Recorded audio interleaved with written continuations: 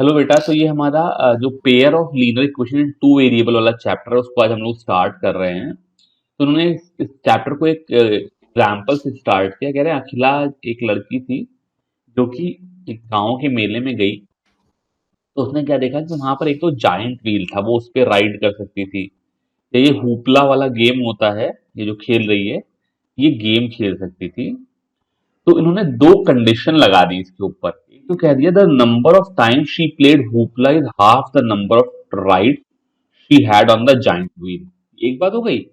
और दूसरी बात कह रहे हैं, if each ride cost rupees 3, मतलब कि ये जो जाइंट व्हील उस पर 3 रुपए लगते हैं, and a game of hoopla cost rupees 4, how would you find out the number of ride she had and how many times she played hoopla provided she spend 20 rupees. तो दो खेल बातें हैं।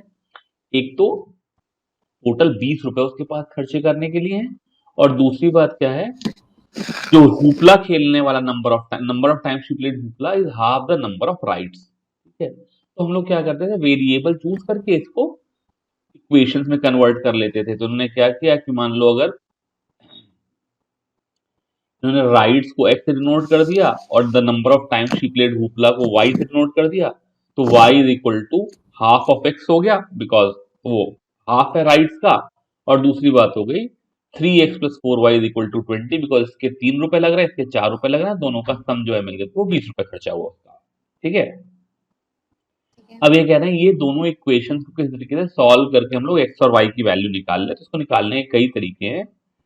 यहाँ पर हम लोग वो तमाम तरह के तरीके यहाँ पे सीखे। ठीक है। तो उन्होंने कहा ये सब करने से पहले थोड़ी सी थ्योरी पढ़ लेते हैं। तो उन्होंने कहा कि बेसिकली कोई equation A X plus B Y plus C is equal to zero, where A and B are not both zero, is called a linear equation. मतलब basically is called a linear equation in two variable. मतलब A की value zero हो सकती है, जैसे B is equal to, मतलब Y is equal to 3 जो है, वो भी एक टू वेरिएबल में लीनियर इक्वेशन मान ली जाएगी, बिकॉज वहां पर एक्स का कोफिशिएंट जीरो है। B is equal to zero भी हो सकता है, लेकिन ए और बी दोनों साइमल्टेनियसली जीरो नहीं हो सकते। ठीक है। तो हम लोगों ने लास्ट इस तरह की इक्वेशंस के ग्राफ वगैरह बनाए थे, अगर तुमको याद हो, 9th क्लास में ऐसा था। ठीक है। तो यहां पर हमने क्या किया कि कुछ चीजें ऐसी हैं जिनको हम कह सकते हैं, जैसे हमने कहा कि अगर मैं, मेरी इक्वेशन मान लो है 2x + 3y is equal to 5। ठीक है। या कोई दूसरी इक्वेशन है x - 2y - 3 is equal to 0। ठीक है। या x इज इक्वल टू 2, जिसमें मतलब मैं y का कोफिशिएंट 0 हो गया। तमाम तरह की इक्वेशंस हैं। तो ये कह रहे हैं इन इक्वेशंस के कुछ सॉल्यूशंस निकाल सकता हूं। जब 2x + 3y is equal to 5 में अगर मैं x की वैल्यू 1 डालूं तो y की वैल्यू 1 डालूं, तो 1,1 इस इक्वेशन को सेटिस्फाई कर जाएगा। ऐसे पॉइंट जो हैं वो इसके सॉल्यूशन कहलाते हैं। और सपोज करो x की वैल्यू 1 डालूं, y की वैल्यू 7 डालूं, तो 2x + 3y की वैल्यू 5 नहीं होगी। ऐसे पॉइंट कहते हैं कि these are not solution of equation. तो बेसिकली अगर मेरे पास ax + by + c = 0 इक्वेशन है, और उसमें मैं x और y की कोई वैल्यू डालूं जो उसको सेटिस्फाई कर ले, तो सोल्यूशन है। और जो सेटिस्फाई ना करे वो सोल्यूशन नहीं है।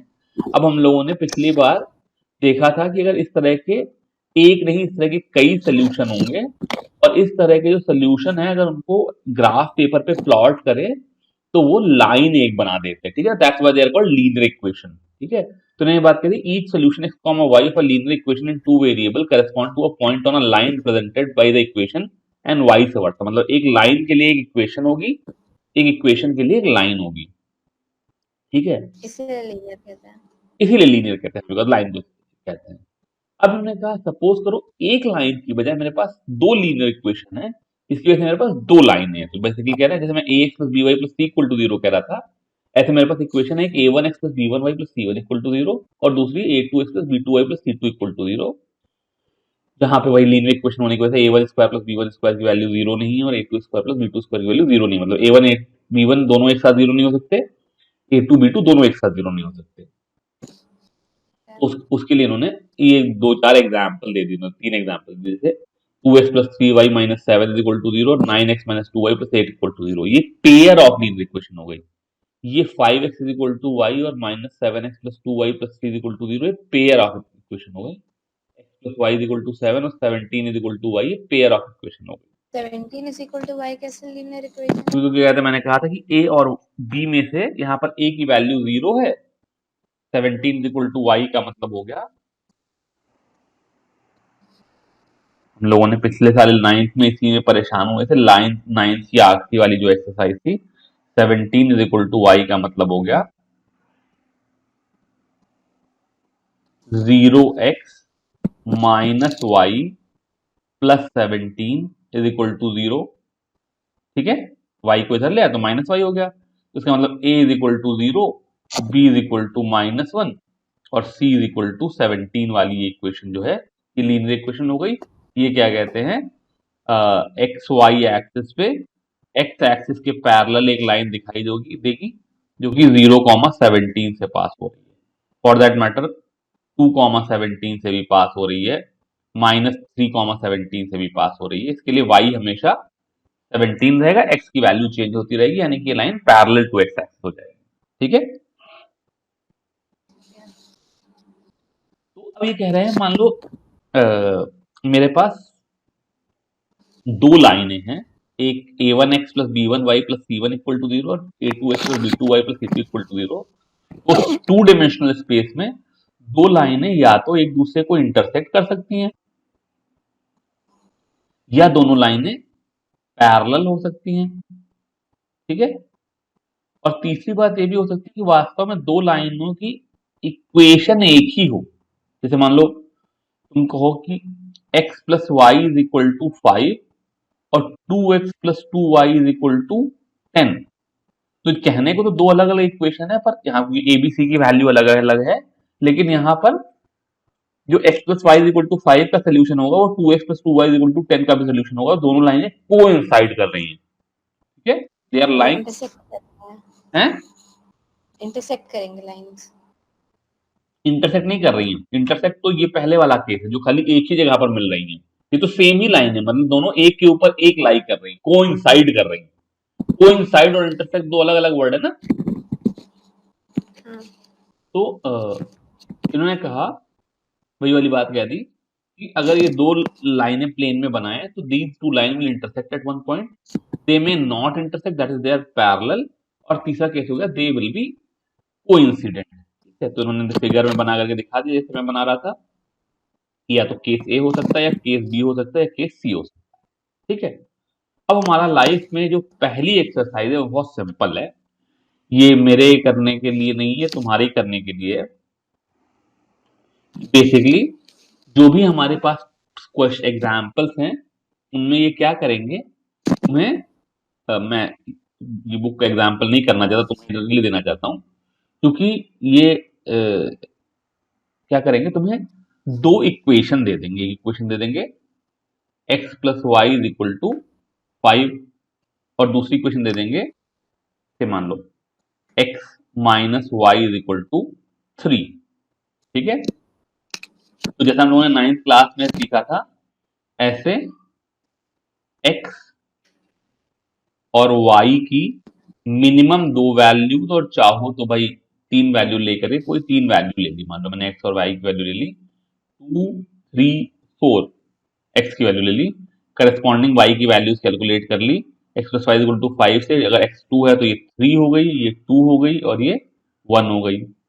यहां पर x minus Y equal to 3 को फिर से क्या किया, 3x की वैल्यूज ले ली, मान लो वही 2 3 4, और यहाँ पे y की वैल्यू हो गई 2 माइनस वाई इक्वल टू 3, तो y की वैल्यू x माइनस 3 हो जाएगी। तो यहाँ पर -1, यहाँ पे 0, यहाँ पे 1। अब हमें दोनों केसेस में x की सेम वैल्यू लेना नहीं, बिल्कुल जरूरी नहीं, चांस की बात है कि मैंने ले ली है। ठीक है, ठीक है, ये जो ग्राफ होगा ये कुछ ऐसा, और y की वैल्यूज निकाल के x की निकाल सकते हैं, बिल्कुल अगर y निकाल का हमने ले बिल्कुल लिया निकाल सकते हैं, बिल्कुल निकाल सकते हैं। तो जो पहली वाली लाइन थी इसकी इक्वेशन कुछ ऐसे हो जाएगी, जो दूसरी वाली लाइन थी उसकी इक्वेशन कुछ ऐसे हो जाएगी, और इन दोनों का पॉइंट ऑफ इंटरसेक्शन जो हो जाएगा वो अगर हुआ है, जरूरी नहीं कि दो लाइनें आपस में इंटरसेक्ट करें, 4,1 ऐसे इनका पॉइंट ऑफ इंटरसेक्शन आ जाएगा। ये पेयर ऑफ लीनियर इक्वेशन का सोल्यूशन आ गया, बिकॉज ये इस इक्वेशन को भी सेटिस्फाई कर रहा है और इस इक्वेशन को भी सेटिस्फाई कर रहा है। अगर just for the sake of example मान लो मेरी ये वाली इक्वेशन थी, यहां पर मैं इक्वेशन ले लेता चेंज करके, मैं ये वाली लाइन भी एरेज कर दूं।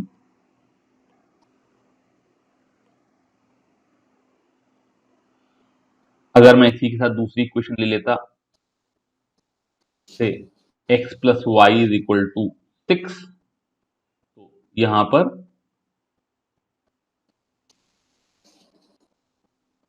एक्स वाई लेते तो 2 3 4 पे इसकी वैल्यू 4 3 2 हो जाती, तो ये बेसिकली इसके ऊपर एक और लाइन ऐसे बन जाती, ये दोनों लाइनें आपस में पैरेलल हो जाती। ठीक है, तो हम कह देते भाई ये पैरेलल लाइनें बन गई, ये दे विल नेवर इंटरसेक्ट, तो दे हैव नो सोल्यूशन। ठीक है, इसका मतलब हो जाता। और अगर मान लो मेरी एक इक्वेशन होती x plus Y is equal to 5, दूसरी इक्वेशन होती 2x plus 2y is equal to 10, तो फिर वो दोनों लाइनें क्या होती, वो तो एक ही लाइन हो जाती, एक के ऊपर एक कॉन्साइड कर जाती, इसी के जस्ट लाइन के ऊपर कॉन्साइड कर जाती, तो हम कहते हैं कि भाई they are identical lines. Identical lines के they will be infinitely many solution, मतलब चाहो तो यहां पर देखोगे तो क्या हो जाएगा, ये भी 2 पे x की वैल्यू y की 3 आ जाएगी, यहाँ पे 3 पे 2 आ जाएगी, 4 की 1 आ जाएगी, तो चाहो तो 2,3 सोल्यूशन है, चाहो तो 3,2 सोल्यूशन है, चाहो तो 4,1 सोल्यूशन है, तो there are infinitely many solution. ठीक है, तो ये काम अब हम लोग यहाँ पे पॉज कर रहे हैं, तुमको एग्जाम्पल 1 करना है, इसमें वही जो दो इक्वेशन है वो अखिला वाली दो इक्वेशन है, एक y is equal to X by 2 और दूसरी 3x plus 4y is equal to 20, इसके ग्राफ बना लेना है। ठीक है, so we are taking a pause.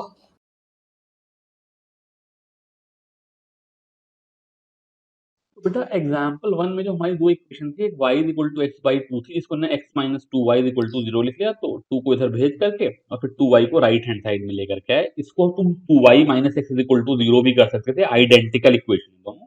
और दूसरी वाली इक्वेशन तो 3x plus 4y is equal to 20 रही ही, बिकॉज वो 3 रुपए और 4 रुपए खर्चा करके टोटल 20 रुपए खर्चा करने थे। तो यहाँ देखो उन्होंने एक काम किया टेबल 3.1 में, उन्होंने x और y की वैल्यू निकालने के लिए खाली दो वैल्यू निकालनी।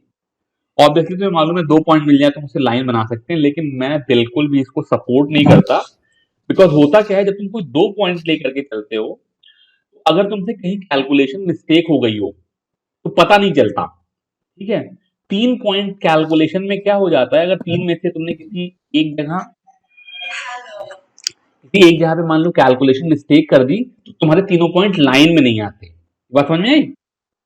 जैसे सपोज करो मैंने गलती से इस वाले को 4,1 की बजाय 4,3 लिख लिया होता, तो मेरा पहला पॉइंट 2,3 कहीं यहां आता, दूसरा 3,2 कहीं यहां आता, और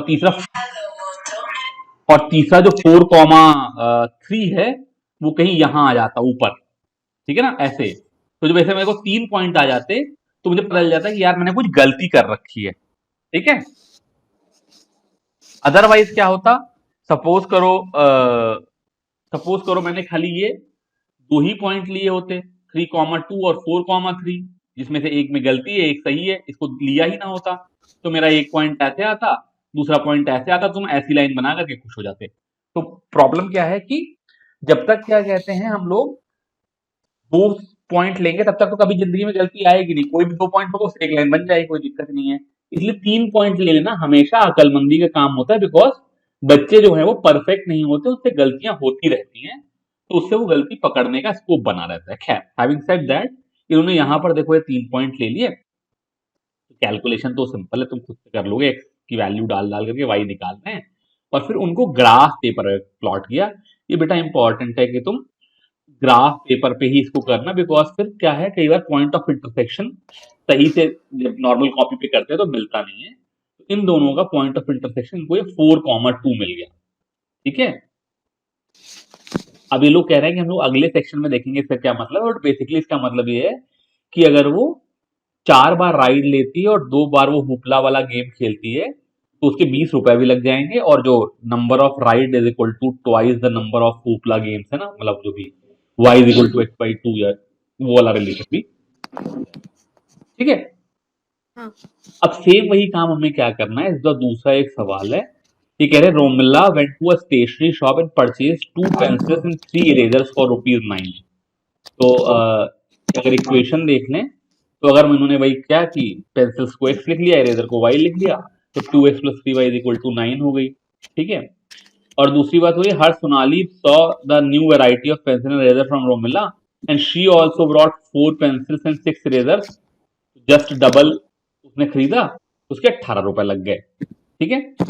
तो रोमिला की जो परचेज की इक्वेशन है वो है 2x + 3y = 9, और सोनाली की परचेज इक्वेशन है 4x + 6y = 18। अब अगर हम इस x, y को अगर प्लॉट करेंगे, जो कि तुम आराम से कर सकते हो, इसलिए मैं पॉज नहीं ले रहा हूं, तो बेसिकली दोनों लाइनें आपस में कोइंसाइड कर गई। ठीक है। तो वो थर्ड वाला केस हो गया जिसमें दोनों लाइनें एक दूसरे पे कोइंसाइड कर जा रही थी। ठीक है। और तीसरा एग्जाम्पल उन्होंने कह दिया कि 2 रेल्स आर तो इसका रिप्रेजेंट। मतलब क्या हुआ? कोई सॉल्यूशन नहीं है इसका मतलब there are infinitely many solution. नहीं, कोई सोल्यूशन तो नहीं है। जैसे देखो, यहाँ पे भी x = 0, y = 3 सोल्यूशन है, ये भी 0,3 है। तो 0,3 जो है वो दोनों ही इक्वेशन को सेटिस्फाई कर रहा है। ये 4.5, 0 जो है वो दोनों इक्वेशन को सेटिस्फाई कर रहा है। ये 3,1 दोनों इक्वेशन को सेटिस्फाई कर रहा है। तो बेसिकली अगर दोनों लाइनें कौन साइड कर रही है, तो उस लाइन के ऊपर लाई करने वाले जितने भी पॉइंट्स हैं, ठीक है, वो जैसे मान लो यहां पर अगर मैं ध्यान से देखूं, तो ये लाइन 6, -1 से पास हो रही है। ये देखो, यहाँ पे x की वैल्यू 6 हो तो y की वैल्यू -1 है। तो इसका मतलब क्या है, अगर मैं यहाँ पे 6 इंटू 2 12 और 3 इंटू -1, 12 - 3 करूंगा तो 9 आ जाएगा, और यहाँ पर 24 -6 करूंगा तो 18 आ जाएगा। तो 6, -1 भी दोनों लाइनों के लिए इक्वेशन है। ठीक है। तो यहाँ पे इनफाइनाइटली मैनी सोल्यूशन आ जाएंगे। तीसरे एग्जाम्पल में से इन्होंने क्या किया, जो दो इक्वेशन ले ली, एक लिख ली x + 2y = 4 और दूसरी लिख ली 2x + 4y = 12। Sorry, x + 2y - 4 = 0 और 2x + 4y - 12 = 0। अब इनको क्या किया, वैसे ही x और y की वैल्यू डाल करके प्लॉट किया। तो जब इनका ग्राफ बनाया गया तो देखा कि दोनों आपस में दो पैरेलल लाइंस आ गई हैं। चूंकि लाइनें आपस में पैरेलल हैं, इसका मतलब ये इंटरसेक्ट नहीं कर रही है। इसका मतलब कोई भी ऐसा कॉमन पॉइंट नहीं है जो पहली वाली इक्वेशन और दूसरी वाली इक्वेशन दोनों को सेटिस्फाई कर ले। तो हम कहेंगे कि यहाँ पे देयर आर नो सोल्यूशन। ठीक है। जो कि अभी आगे चल करके बताएंगे, लेकिन सिंपल सी बात है, मैंने अभी बताया। फिलहाल ये वाला चैप्टर खत्म हो गया। अभी के लिए बस इतना ही। इसकी एक्सरसाइज लगाओ और फिर नेक्स्ट क्लास में हम लोग इसके बाद वाला पढ़ेंगे।